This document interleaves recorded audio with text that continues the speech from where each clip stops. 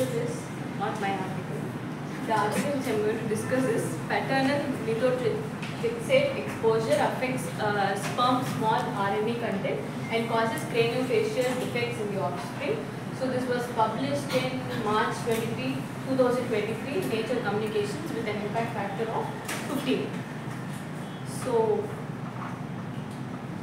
the novelty of this study is it was the first evidence that paternal methotrexate MTX exposure affects offspring in the craniofacial development stage.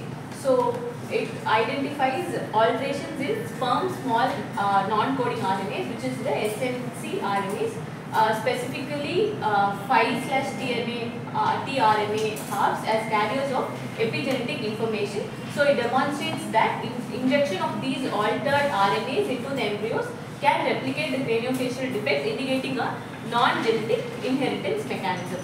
So the methodology what they used is they used animal model, which is a Medaka fish. So the adult Medaka fish were divided into 3 groups composed by 3 independent replicates having 9 males and 2 females per tan, all of them having a body weight of 200 mg. So these were treated, the males injected with 10 mg per kilogram and 50 mg per kilogram MTX. So fertilization, sperm used to fertilize wild type oocytes. So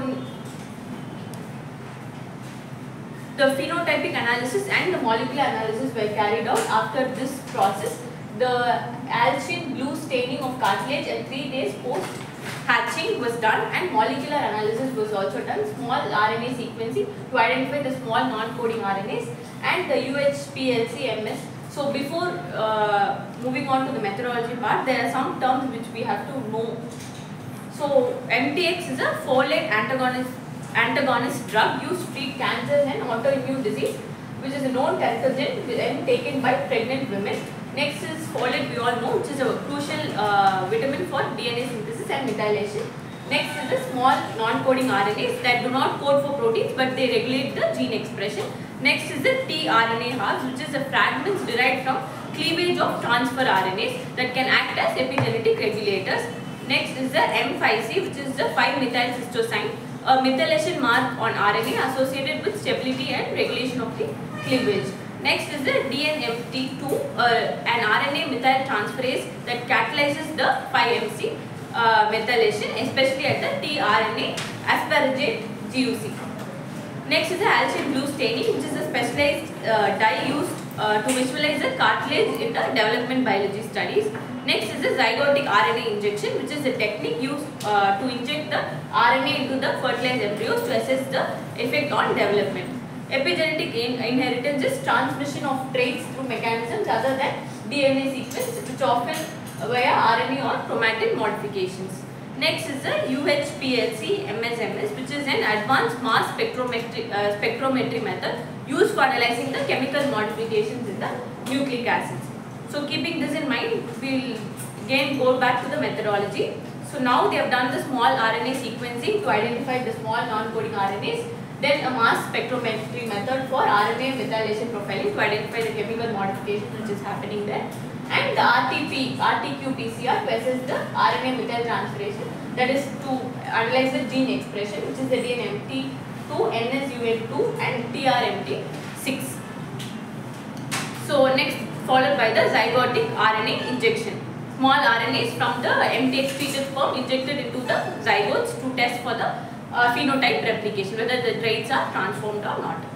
So the results what they found was craniofacial abnormalities. There were significant cartilage defects in the anterior orbital, ceratohyal and basohyal in offspring. So ceratohyal and basohyal, they are the part of hyoid bone. So ceratohyal, it is a paired cartilage with the hyoid arch, and basohyal is a unpaired median cartilage located ventrally in the hyoid arch. So ceratohyal, it connects the jaw to the basohyal, which is the Meckel's cartilage. So the important role of this is to support and provide support and movement of the jaw and the gill structures in fish. So in mammals, it contributes to the formation of the part of the hyoid bone.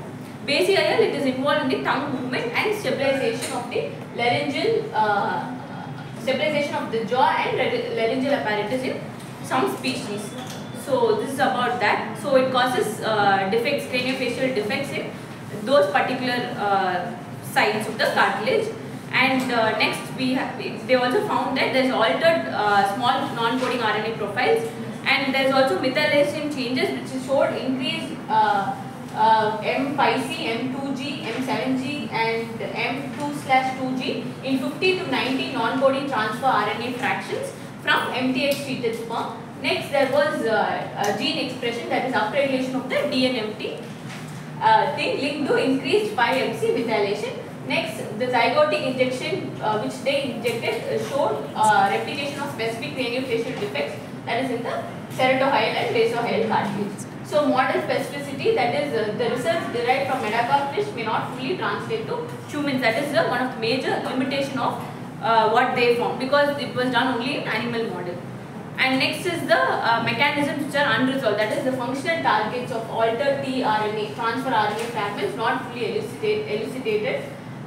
Then the partial phenotype replication, that is not all defects could be reproduced by the RNA transferase enzyme, that is RNA injection, zygotic injection alone, and there is no genome editing, that is no validation via CRISPR-Cas9 to confirm the gene targets or pathways.